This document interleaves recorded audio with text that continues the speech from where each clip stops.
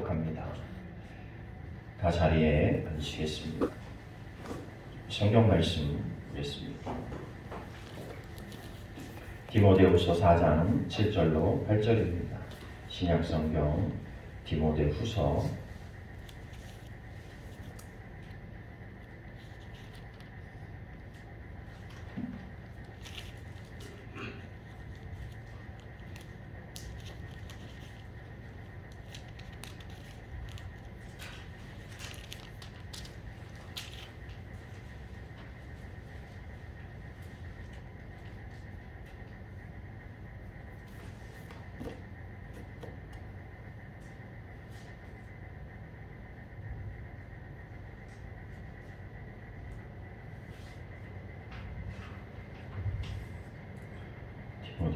4장 7절 8절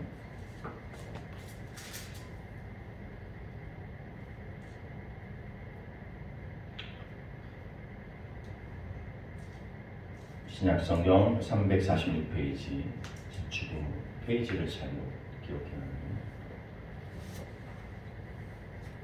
디모데후서 4장 7절 8절 우리 한 목소리로 함께 읽겠습니다.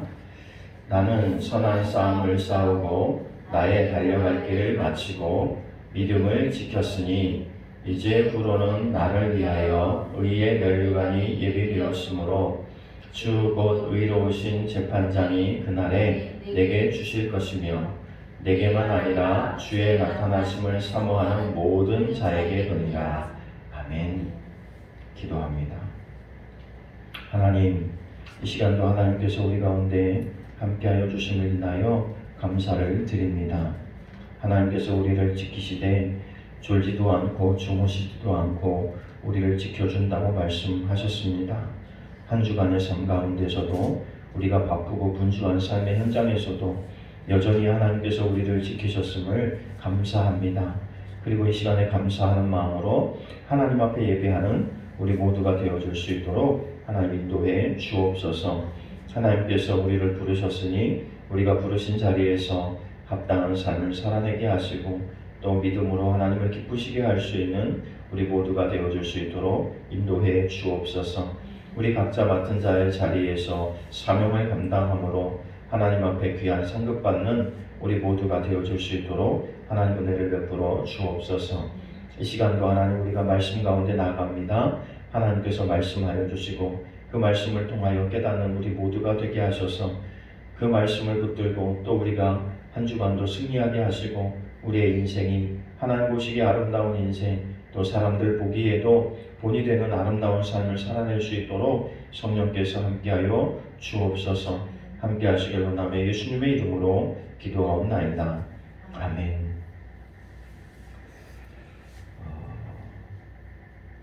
오늘 본문의 말씀을 가지고 우리가 지킬 것이라는 제목으로 함께 은혜를 나누려고 합니다.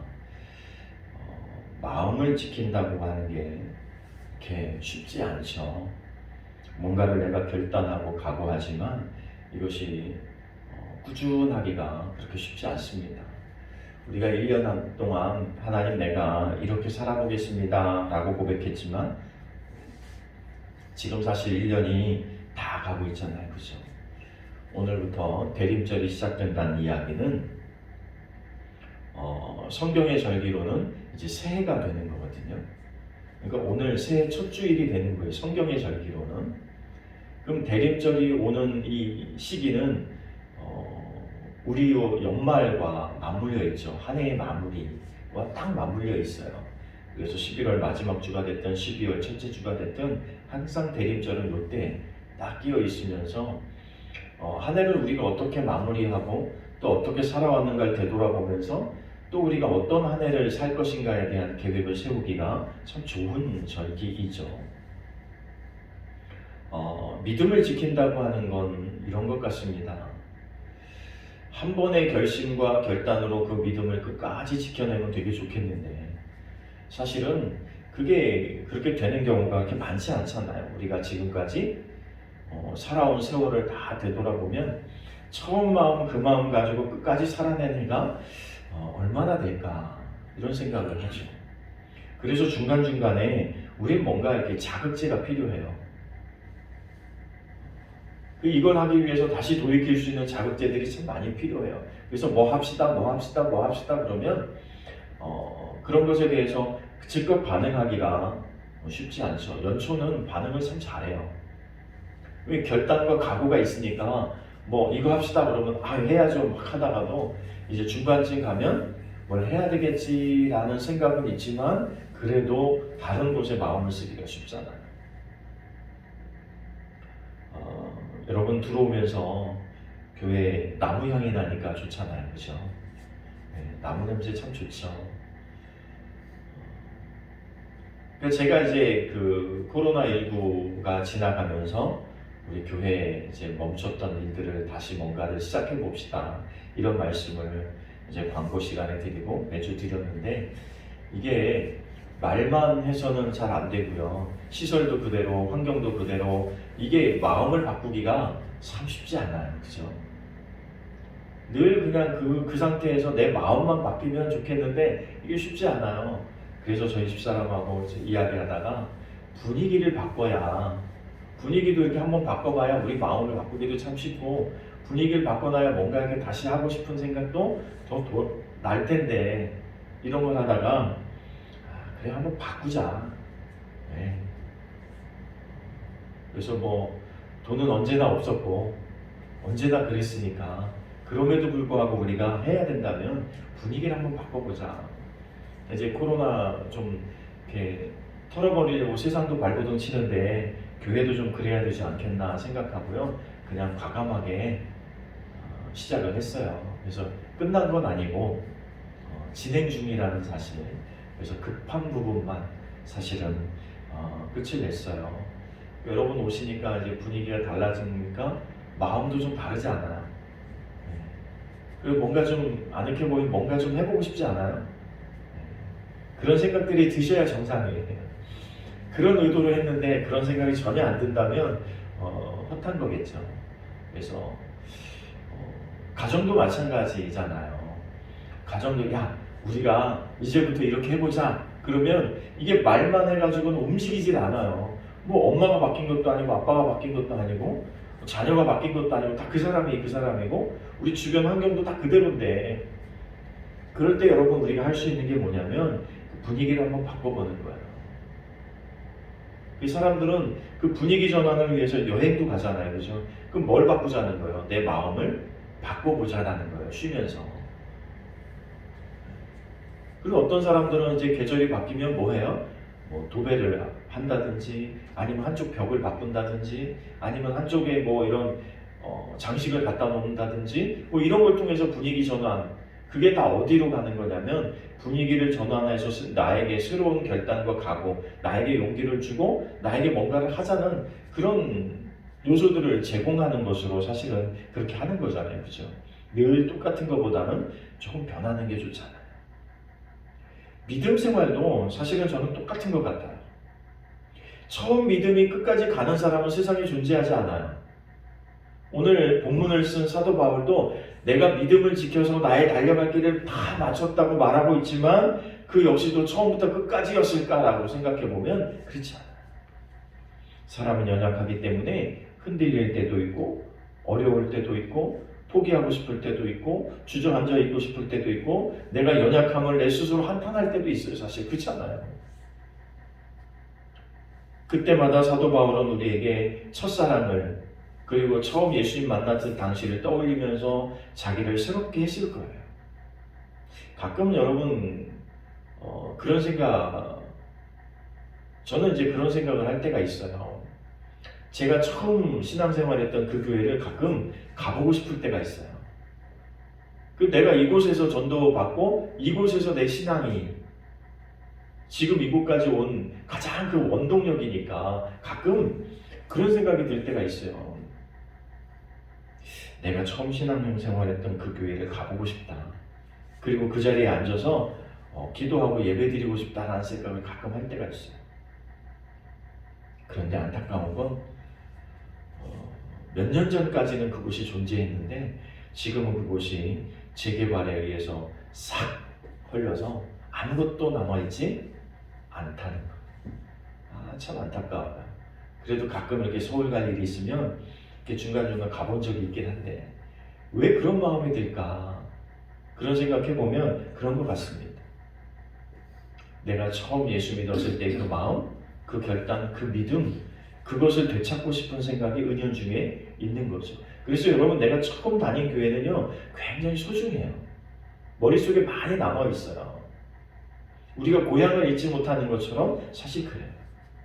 그래서 요즘은 이제 또 하고 싶은 게 뭐냐면 그때 신앙생활했던 그분들, 그 사람들, 그 친구들 그렇게 만나서 지내고 싶을 때도 가끔 있죠. 건물이 없어졌으면 사람은 만날 수 있잖아요. 나를 전도해 주신 분, 그리고 나를 격려해 주신 분, 나와 함께 기도했던 사람들. 그런 사람들 이렇게 만나면 야, 내가 그때 그랬었는데 그 사람들이 저에 대해서 이야기할 거 아니에요. 나는 그때 그랬었구나. 그러면서 내가 지금 나는 어떤지를 되돌아볼 수 있는 좀 기회가 되더라고요. 여러분, 대림절이 우리에게 다가오고 있다는 건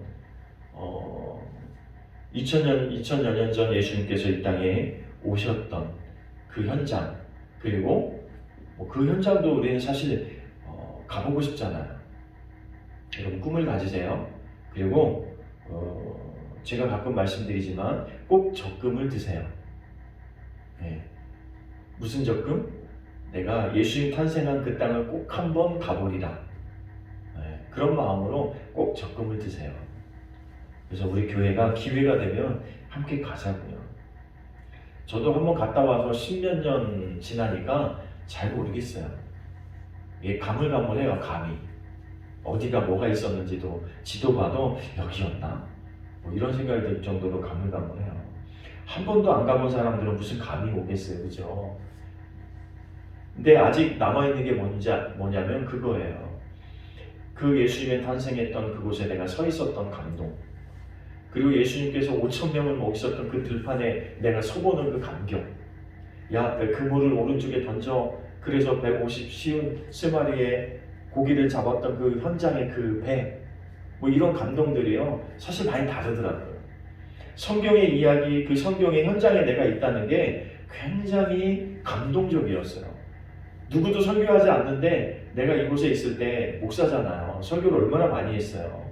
그 설교했던 내용들이 머리를 스쳐가면서 그 감동이 살아나는 걸 경험되더라고요. 그래서 여러분,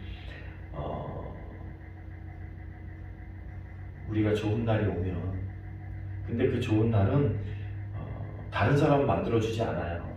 내가 만드는 거예요. 그래서 내가 꿈을 가지고 여러분 그런 것도 한번 도전했으면 좋겠어요. 앞으로 몇 년 안에 우리가 꼭 함께 갈 수 있는 기회가 있으면 좋겠다.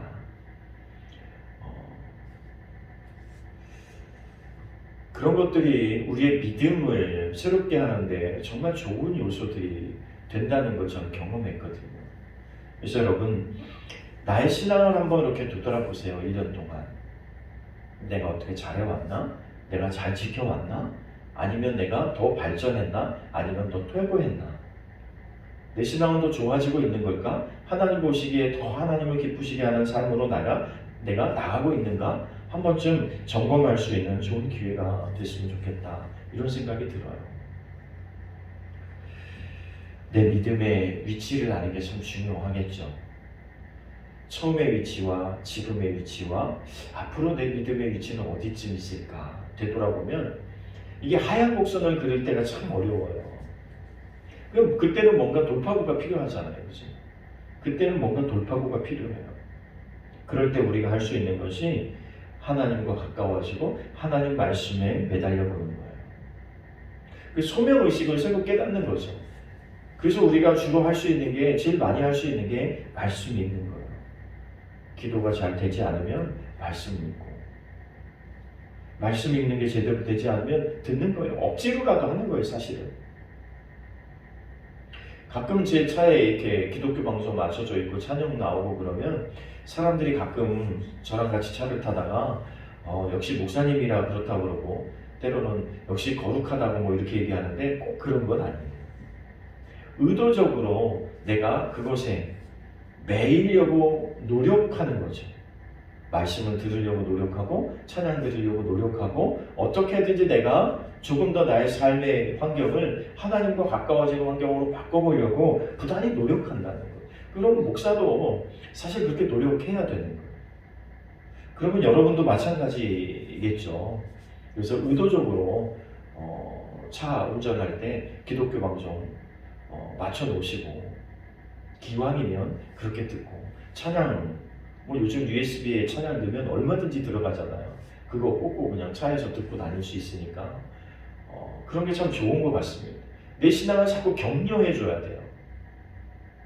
야, 너 이렇게 할 수 있어. 너 예전에도 이렇게 했잖아. 그러면 자기 스스로를 자꾸 격려할 수 있어야 되고 오늘도 여전히 그 하나님께서 나와 함께 하신다는 사실을 계속해서 내 스스로에게 권면하고 내 스스로를 격려할 필요가 있어. 너는 할 수 있어. 세상이 어떻게 변해도 너는 믿음으로 살아낼 수 있어. 왜 예전에도 잘해왔잖아. 지금도 잘할 수 있어. 이런 것들이 사실 많이 필요하겠죠. 오늘 사도 바울은요, 선한 싸움을 싸웠다고 말하고 있어요. 그의 삶은 그냥 믿음 생활, 신앙 생활의 삶이 아니었어요. 싸움의 연속이었어요. 전쟁터와 같았어요. 그가 복음을 전하러 가는 자리에는 그의 목숨을 노리는 사람들도 있었어요. 어디 예수를 이상한 종교를 전한다고 그의 목숨을 해하려고 달려드는 사람도 많았고요. 어제까지는 내 편이었는데 저게 갑자기 예수 믿는다고 하더니 갑자기 적군이 된 것처럼 상대방 입장에서도 당황스러웠겠죠. 어제까지 내 편이었는데 예수 믿는 사람들을 막 잡으러 다니던 바로 그 사람이었는데 그거 제일 앞장섰던 그 사람이었는데 어느 날 나타나고 나 예수 믿는다 그러고 예수 믿는 사람 편에 서가지고 항변하기 시작하니까 그의 삶은요 목숨을 걸고 산 삶이었어요. 죽을 고비를 여러 번 넘기고요 감옥에도 여러 번 잡혀갔고요. 그때마다 그 위기를 돌파하면서는 무슨 생각을 했을까? 오늘 그 고백이 잘 드러나 있어요. 나는 선한 싸움을 싸웠다. 그리고 나의 달려갈 길을 마쳤는데 믿음으로 마칠 수 있었다라는 거예요. 그럼 우리가 인생을 사는데 필요한 게 많잖아요. 직장도 필요하고 돈도 필요하고 사람도 필요하고 뭐 우리 주변에 필요한 게 얼마나 많아요. 그죠? 근데 사도 바울을 통해서 보면 사도 바울은 돈도 버렸고 친구도 버렸고 자기의 동료들, 자기가 가지고 있던 학식, 자기가 가지고 있던 모든 것들을 다 버렸는데 뭐처럼 버렸다고 말하고 있냐면 배설물처럼 버렸다고 말하고 있어요. 왜 버렸어요? 필요를 느끼지 못한 거예요.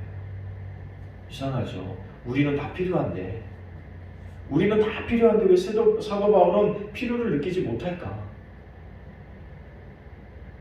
그것이 사도 바울과 우리의 차이예요. 사도 바울은 하나님만 계시면 됐어요.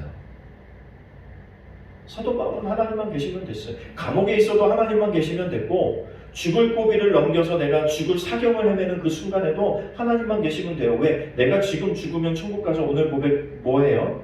하나님께서 주실 면류관 상급을 받는다는 거예요. 너희들이 지금 나를 핍박하고 있지만 너희들은 나를 지금 감옥에 가두고 있지만 그러나 그것이 얼마 못 가서 내가 상급받는 자리에서 너희들은 피눈물을 흘리며 후회하게 될 거라는 걸 사도 바울은 정말 알고 있는 거예요. 믿고 있는 거예요. 확실하게 믿고 있는 거예요. 자기가 예수 믿는 사람들을 감옥에 가뒀고 자기가 예수 믿는 사람들 죽음으로 몰아내는 그 현장에 있었던 사람들이에요. 그 대표적인 사람이 누구였냐면 스데반이라고 하는 사람이었어요.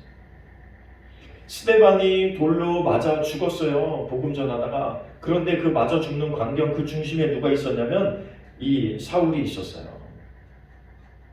바울로 이름을 바꾸기 이전에 사울이라는 사람이 있었어요. 근데 그 현장에서 그걸 지켜보고 있었어요. 돌로 치는 현장에 아마 자기도 돌을 던졌을지 몰라요. 왜? 그는 율법에는 절대자였기 때문에 이상한 종교를 가지고 설교하는 사람들을 용서할 수가 없었죠. 그런데 스데반이 죽어가는 광경을 보는데 자기 스스로 뭔가 도전을 받기 시작하는 거예요. 여러분 돌에 맞아 죽어가면 보통 상상해 보세요. 내가 돌에 한 대 맞으면 그 다음에 어떻게 돼요? 내 인상이 찌그러지고 고통 가운데 있을 거 아니에요. 근데 스데반의 얼굴은 천사와 같이 빛났다고 말하고 있어요. 미소를 짓고 돌이 날아와서 그의 몸에 박히는데도 불구하고 그는 미소를 잃지 않고 천사와 같은 미소를 품은 그 모습으로 그곳에서 죽어가는 모습을 봤어요. 그때 이 바울이 무슨 생각을 했을까요? 도대체 저게 뭘까? 도대체 뭐길래, 저 믿음과 저 신앙이 도대체 뭐길래 죽어가는 저 현장에서도 미소를 잃지 않고 천사처럼 죽을 수 있을까? 그러면 스데반이 이렇게 기도했거든요. 예수님이 했던 기도와 똑같은 기도를 합니다. 하나님, 저들을 용서해 주십시오. 저들은 저들이 하는 일을 지금 알지 못하고 있습니다. 여러분, 그 기도를 듣는 순간에 사도 바울의 감정이 어땠을까요? 그 느낌이 어땠을까요? 오히려 환기가 들거나 오히려 뭔가 느끼지 않았을까요? 그랬던 그가 또 다른 예수 믿는 사람들을 잡으러 가다가 다메섹이라고 하는 도상에서 예수님을 만나요. 누굽니까? 물어요. 공포에 질려서 누굽니까? 물으니까 네가 핍박하고 있는 예수가 바로 나다. 그가 그곳에서 예수님 만났거든요. 자기가 예수 믿는다고 했던 사람들을 죽이려고 하고 예수는 가짜라고 말했는데 그 예수를 자기가 만난 거거든. 그곳에서 꼬꾸라져서 그는 예수를 전하는 사람으로 삶이 바뀌게 되는 거죠. 그것이 그의 인생의 전환점이었어요. 그러니까 그에게 있어서는 내가 목숨을 잃어도 잃지 말아야 될 게 있어요. 그게 뭐냐면 예수는 반드시 계신다는 사실을 부인할 수가 없는 거예요. 왜? 자기가 만났는데. 자기가 경험하고 체험해버렸는데 이걸 어떻게 의심을 하고 어떻게 부인하냐는 거예요.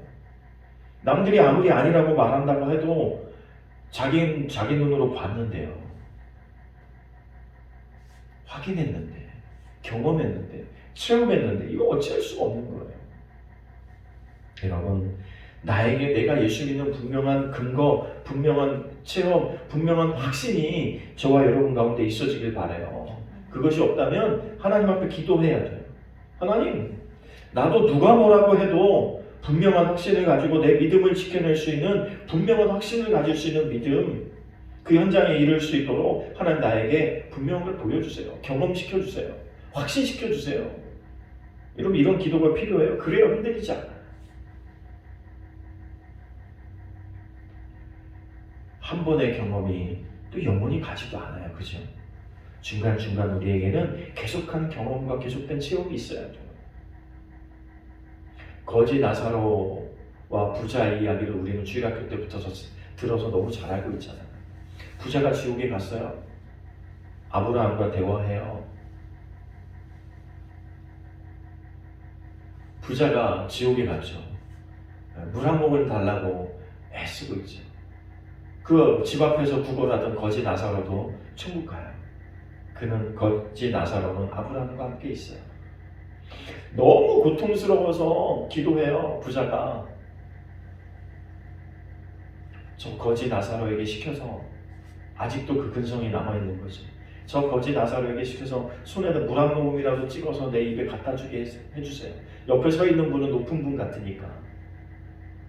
아직도 자기 문 앞에서 동냥하던 거지로 보고 있는 거예요. 그러니까 그 부자는 용서받을 수 없는 거예요. 끝까지. 자기 하인도 아닌데 시켜서 자기에게 와서 물 주라고 하는 게 말이 안 되잖아요. 지금은 그 거지 나사로하고 이 부자는 차원이 다른 세계로 변화되어 있는 거예요. 그러면서 또 한 가지 요구해요. 그것도 안 들어주니까 저 거지 나사로를 보내서 내 가족들이라도 좀 구원받게 해주세요.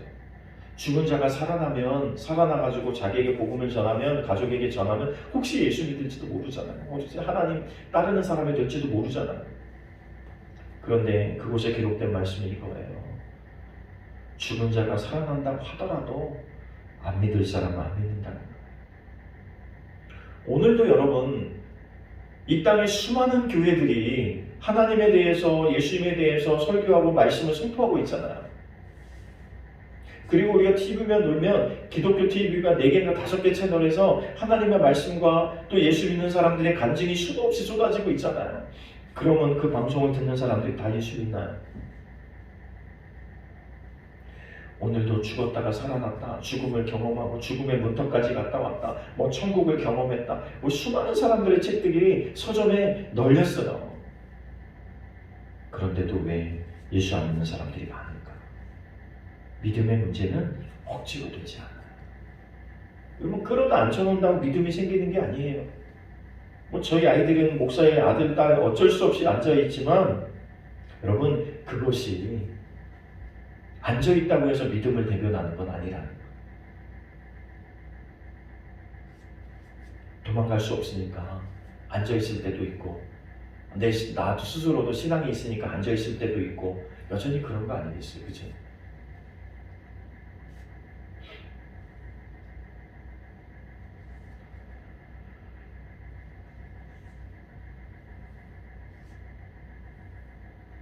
나를 지켜내는 방법은 하나밖에 없더라고요.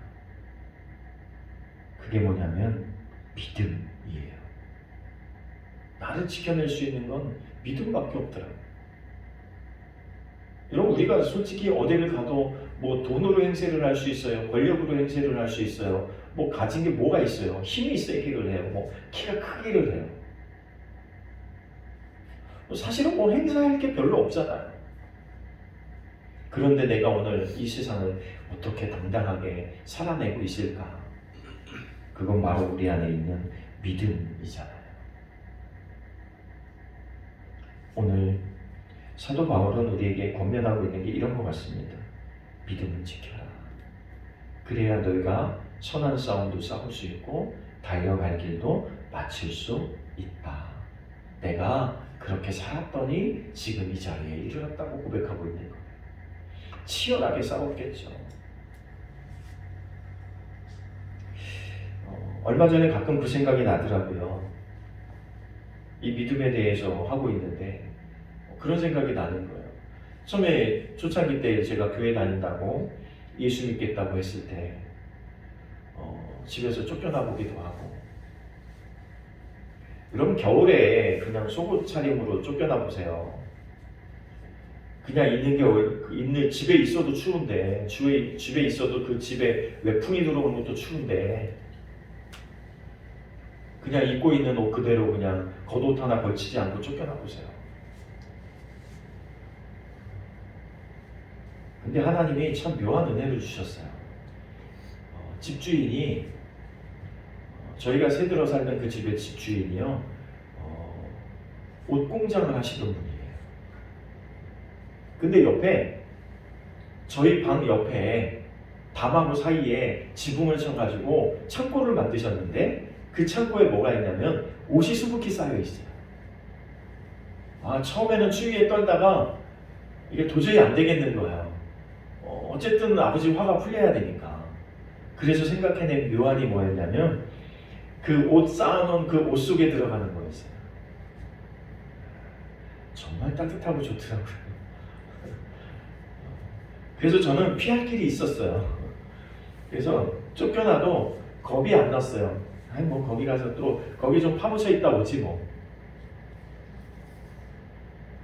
여러분, 믿음을 지키려고 하는 사람에게는요, 하나님께서 믿음을 지켜내고 피할 수 있는 길도 예비하시는 줄로 믿으시길 바라요. 아니, 그 집주인이 얼음 공장 했으면 어떡할 뻔했어요. 그렇잖아요. 옷 공장을 했으니까 너무 행복한 거 아니었어요.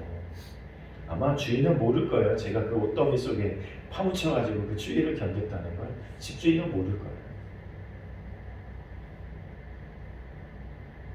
여러분, 믿음을 지킨다고 할 때는요, 고난이 필요해요. 고난이 올 수도 있어요. 교회 다니는 게 쉽지 않을 수도 있어요. 그러나 그 믿음을 지켜낸 사람에게는 하나님께서 반드시 보응을 주시는데, 오늘 생명의 면류관, 의의 면류관, 그 면류관으로 상급을 베푸시는데 계시록에 보면 어디서 베풀어요? 원수의 목전에서. 아까 우리가 거지 나사로와 부자 이야기를 잠깐 했는데요. 여러분, 지옥 중에서 가장 힘든 고통스러운 지옥이 어딜까요? 여러분 아세요? 제일 고통스러운 지옥이 어딜까요? 불이 뜨거운 지옥일까요? 얼음 속에 파묻혀 있는 지옥일까요? 대체 어떤 지옥이 제일 어려울까요? 제일 고통스러운 지옥은 이런 곳이래요. 창밖에 천국이 보이는 지옥. 밖에는 천국이 보이는데 나는 지금 불구덩이 속에서 그 불타는 고통을 느끼고 있는 거예요.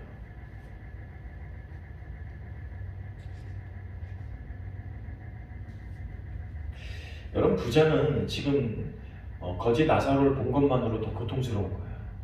차라리 안 봤으면, 안 대면했으면 모든 사람이 다 이렇게 죽나 보다 생각하면서 견뎠을 텐데 그걸 봐버렸잖아요. 여러분, 우리도 그거 아니에요. 우리도 하나님의 존재를 이미 알아버렸잖아요. 예수님이 이미 알아버렸잖아요. 이제 우리에게는 다른 길은 없어요. 그렇잖아요. 이제 우린 다른 길은 없어요. 오직 예수 잘 믿어서 천국 가면 돼요. 이제 그게 우리의 삶의 목적이잖아요. 다른 게 없어요. 이거 잃어버리면 이제 지옥 갈 거니까 이거 놓으면 안 되거든요. 이 믿음을 지켜낼 수 있는 비결이 뭐냐면, 하나님이 없으면, 하나님의 말씀이 없으면 믿음을 지키기가 참 어려워요. 사도 바울은 일평생 예수님 만났을 그 모습, 그리고 예수님께서 자기에게 맡기신 그 사명의 말씀들을 그는 평생 잊지 않고 되새기며 살았어요. 그러니까 오늘도 우리가 하나님 말씀을 되새기면서 살아내야 되는 거죠. 여러분, 우리 직장 다니잖아요. 직장, 그죠? 이 직장이라는 말이 어원이 보케이션이라는 말에서 왔는데, 이걸 우리나라 말로 얘기하면 직장, 천직이라고 할 수 있는데요. 내가 행복하게 직장 생활 할 수 있다면 얼마나 좋겠어요. 근데 이 말의 어원이요, 어디서 왔냐면 헬라어에서 온 원문에는 이렇게 기록되어 있어요. 이 어원이 하나님께서 나를 택하셔서 그곳에 세우셨다. 그래서 직장도 사실은 요즘 뭐라고 말하고 있어요. 교회에서 직장도 내 사명의 터전이다. 그곳에 하나님께서 나에게 맡기신 사명이 있다는 거예요. 여러분, 내가 그곳에서 복음을 전하고 그곳에서 예수 믿는 사람으로 살아내지 않으면 나는 그 사명을 잘 감당 못하고 있는 거예요. 이것이 오늘날 우리에게 또 와서 뭐라고 설명되고 있냐면 천직, 소명 이렇게 번역되고 있어요. 교회의 용어로. 우리는 예수 믿는 게 우리의 첫 번째 직업인 거예요. 하나님께서 맡기신 첫 번째 일인 거예요. 그 사명을 잘 감당할 필요성이 있겠죠. 오늘날 우리가 믿음을 지키긴 참 어렵습니다. 저도 생각해보면요, 그런 것 같아요. 예수 못 믿게 할 때는 오히려 내가 반드시 예수 믿어야 돼, 그리고 교회 나가야 돼 라는 생각이 불탔어요, 되레. 그러니까 여러분, 그 추위에 쫓겨나도 교회 간 거예요. 그러니까 나중에 저희 아버지가, 세월이 계속 지나면서 저희 아버지가 제가 필요할 땐 전화를 하시는데 어디로 하셨냐면 교회로 전화하시더라고요. 교회 전화번호는 어떻게 하셨을까? 교회로 전화하시더라고요. 그래서 저를 찾는 거예요. 집에 좀 오라고 하라고. 그러니까 어느 날은 제가 집에를 안 들어와도 아버지는 저를 안 찾아요. 보통 집에 안 들어오면 난리가 나잖아요. 학생 때, 중학교, 고등학생 때. 근데 저희 아버지는 전혀 걱정 안 해요. 전혀 걱정 안 하고 있다가 필요하면 전화하시는데 교회로 전화하시는 거예요. 무슨 생각이 있어요? 저희 아버지 속에? 얘는 교회에 있다. 이 생각이 저희 아버지 머릿속에 아예 박히신 거예요. 얘는 교회에 있다. 다른 애들처럼 어디 다른 데 가 있는 게 아니라 얘는 항상 교회에 있다. 이 생각이 박혀 계신 거예요. 근데 나중에는 주일날 제가 있으니까 우리 권사님들이 식사도 이렇게 쟁반에다 차려가지고 저희 교회하고 저희 집하고요 다 만나요. 그러니 제가 얼마나 복 있는 사람이었어요. 그래서 제가 항상 그랬어요. 저를 전도하려고 교회가 우리 집 옆으로 이사 왔다고. 제가 항상 그랬어요. 그러니까 권사님들이 저 아버지랑 둘이 사는 줄 아니까 주일마다 식사를 차려가지고 쟁반에 담아가지고 저희 교회로 가져오시는 집으로. 그러니까 저희 아버지가 처음에는 안 먹겠다고 하지만 이게 매주 차려다 주는데 어떠시겠어요? 매주 밥을 얻어 드시면서 마음이 녹으시는 거죠. 나중에는 성경책도 갖다 주시고 하시더라고요. 하여튼 그랬어요. 여러분, 그런 경험이 있을 때는 오히려 예수 믿자 이게 더 잘 돼요. 근데 오늘날처럼 교회를 나가든지 말든지 마음대로 풀어놓으니까 우리가 오히려 경각심도 없고 도전 정신도 없고 뭔가 해야겠다는 의지도 불타지 않는 것 같은 생각을 할 때가 많아요. 요즘은 여러분 내가 원하면 얼마든지 교회 나갈 수 있잖아요. 그렇죠? 그러니까 믿음이라고 하는 것을 전혀 생각하지 않고 사는 것 같아요. 내가 믿음을 지켜야지. 내 신앙을 지켜야지. 오히려 도전이 없으니까 그런 생각이 해이해지는 것 같아요. 그냥 살아도 믿음 없이 살아도 믿음 있이 살아도 차이 나는 게 하나도 없잖아요. 그죠? 요즘은. 다른 사람도 웬만한 사람들은 그래요. 굳이 교회 나간다고 뭐 너 교회 나가? 그리고 무시하는 사람 그렇게 별로 없어요. 요즘은. 아 그냥 교회 나가는구나. 그러니까 우리의 신앙이 더 흔들리고 있지는 않을까. 내가 내 신앙에 대해서 더 생각하면서 살고 있지는 않은 건 아닐까. 이런 생각이 드는 거죠. 여러분 우리의 삶의 현장은 다 믿음의 현장이에요. 가정도 믿음의 현장이고 직장도 사업도 내 자녀도 내가 하고 있는 모든 것의 터전은 믿음의 현장이거든요. 믿음의 싸움을 싸우는 현장이에요. 그래서 내가 정한 믿음의 원칙, 하나님께서 나에게 주신 믿음의 원칙을 살아낼 책임이 나에게 있는 거죠. 여러분 한 주간 동안 여러분도 사셔야 되죠. 여러분 삶의 현장에 사시게 될 거예요. 그죠? 어떻게 사실 거냐면 믿음으로 사셔야 돼요. 이게 쉽지 않으니까 성경은 이렇게 말해요. 스가랴 4장 6절에 만군의 여호와께서 말씀하시되 이는 힘으로도 되지 아니하고 능으로도 되지 아니하고 오직 나의 신으로 되느니라. 내가 믿음의 선한 싸움을 이겨낼 수 있는 방법은 뭐밖에 없다고요? 하나님이 주시는 능력밖에 없는 거예요. 하나님이 함께 하시는 길밖에 없다는 거예요. 하나님이 함께 하셔야 내 믿음을 지켜낼 수 있다는 거예요. 그래서 여러분에게 1년 내내 드린 말씀이 그거 아니에요. 하나님과 가까이 지내는 것밖에 방법이 없어요.